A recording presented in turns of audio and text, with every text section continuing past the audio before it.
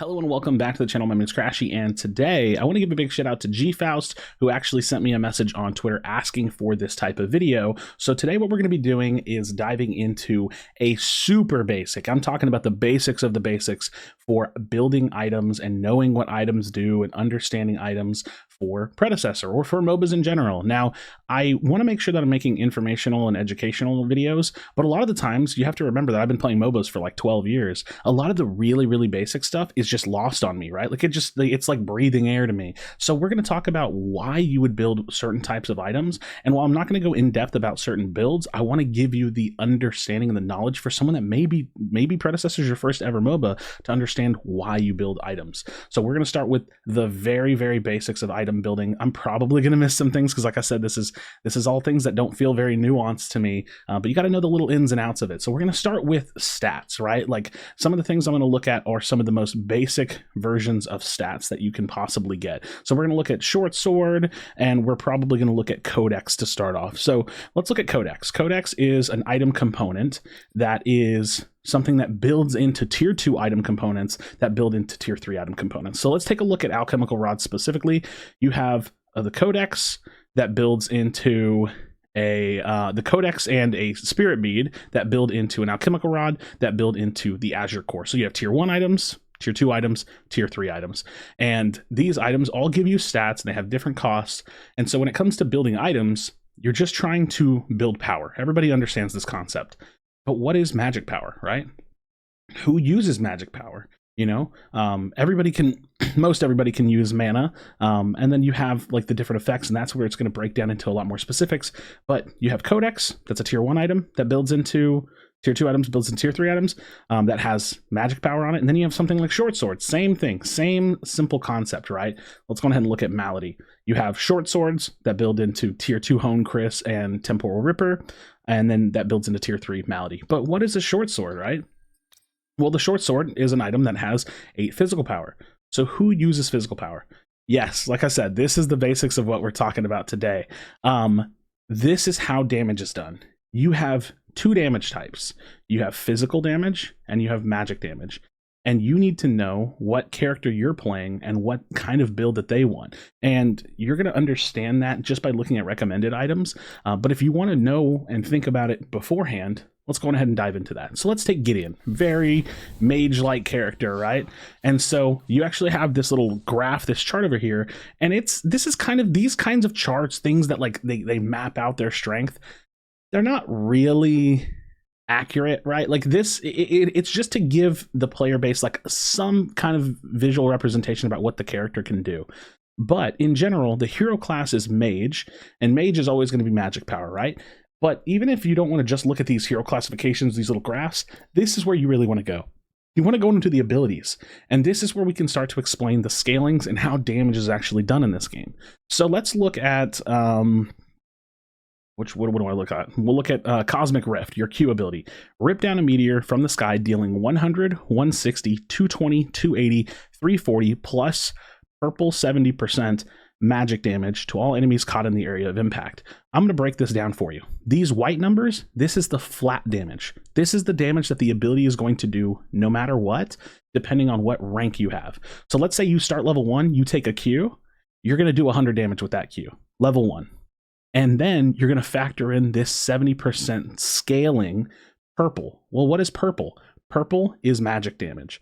So when you have the codex, it's going to take 70% of that codex value and apply it to the 100 damage. So this is all very basics, understanding how damage is calculated and understanding why the items actually are important and who's going to build what items. Again, this is super basics here, but this is very important. So let's think about it again. Level 2, if you put, or like let's say you're level 5 and you've put 2 points into your Q. Well, your Q is now going to have a flat 160 damage, and anything you've bought that had magic power is going to scale that 70% up because magic power is purple. Now here's the thing. You need to know how to read these like sentences because it's a little confusing. You have flat, there's 3 parts to it. You have, well, usually 3 parts. You have flat damage, scaling damage based on the color, based on what it, like scaling percentage, and then you have the type of damage that it does. So this is not saying 70% magic damage. It's because it's not even called magic damage, it's called magic power. So you have flat, then your magic power scaling, and then it tells you the actual damage type. And this is important, so you really understand the kit. And I'm going to show you a character where this makes where it gets confusing but makes sense. So Gideon, again, you'll do your flat damage. You're going to calculate any magic power you have into that equation, and it's going to come out as magic damage. Now let's look at somebody like Rampage. Rampage has these like orange scalings. Well, orange scaling is physical power. So if you're building short sword, you're building anything that has physical power, it's going to do the same thing. So let's look at boulder throw. This is a very specific one that I wanted to bring up. You have your flat calculation, right? Like your flat amount. You have your physical power scaling, and then this actual ability deals damage as magic damage. So what does this mean for you? Well, not really anything. What it means for you is that you still focus on physical damage if you want to scale this damage up, but it just so happens that this ability comes out as magic damage. And that's really just a choice, right? Now let's look at Rumble. Flat, physical power scaling, physical damage. So Rampage actually does a little bit of like hybrid damage, so to speak, because his rock does come out as magic damage, whereas his E and all auto attacks are going to come out as physical damage. Now, for the sake of saying, since it's on here, green is HP scaling, so we can take a look at his pounce. It's going to deal X amount of flat damage, and then it's going to have an 8% physical scaling, and it's going to come out as physical damage. So just something to think about when it comes to the different scalings.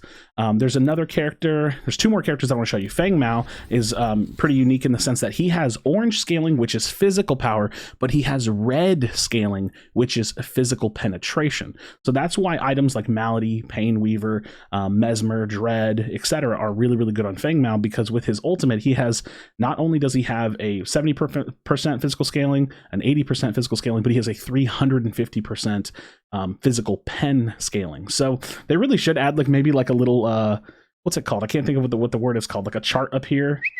Man, that's going to drive me crazy. There's a word. Y'all are going to comment the word too. They should add an index. Is that the word I'm looking for? Where it tells you all the different scalings. But here's the TLDR. Green is health. Red is physical penetration.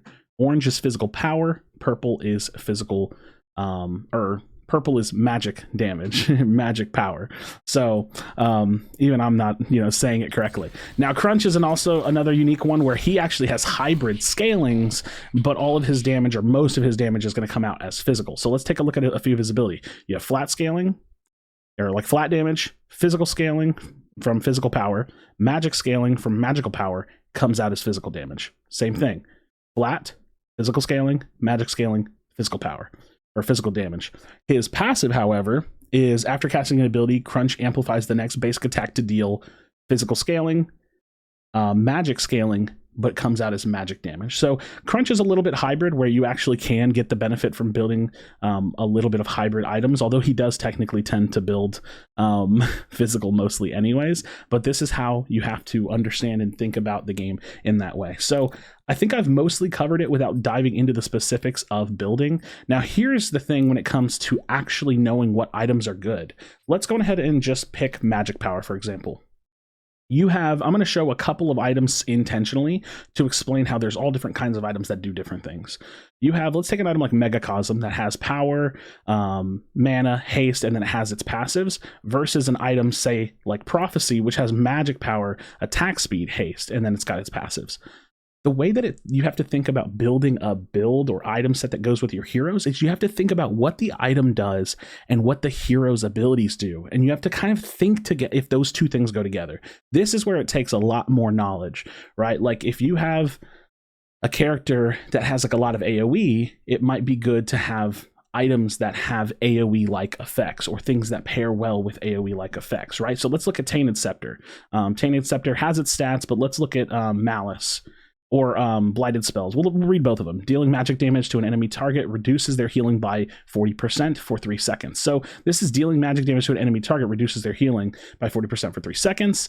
Wouldn't this do pretty well in an AoE kind of character? So like someone like Shinbi, like I've built this on Shinbi. I think it's a pretty good item. When you dive in with Shinbi and you turn on your wolves, you're doing AoE damage. So you're actually potentially hitting multiple targets and reducing their healing.